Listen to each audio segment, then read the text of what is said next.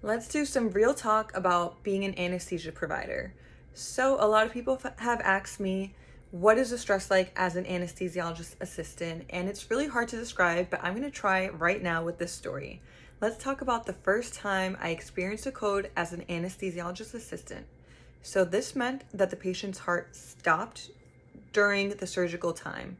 Essentially, I was taking care of a patient, and all of a sudden, I noticed that monitors weren't working anymore. And I looked at the patient and I realized this is a problem.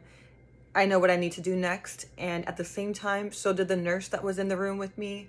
She all of a sudden jumped onto the bed and started doing compressions. The anesthesiologist was actually right next to me in that exact moment when this happened. So the anesthesiologist got to work, started directing what was happening in the code.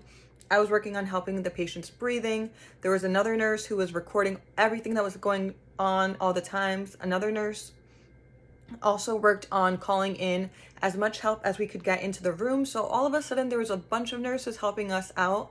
This was the weekend, so we were a skeleton crew, but thankfully within probably 30 minutes, the patient was actually back. They were breathing, their circulation was back. And actually within about an hour, the patient was responding to commands and they understood what had happened. So all in all, it was a very stressful time, and that could happen at any moment.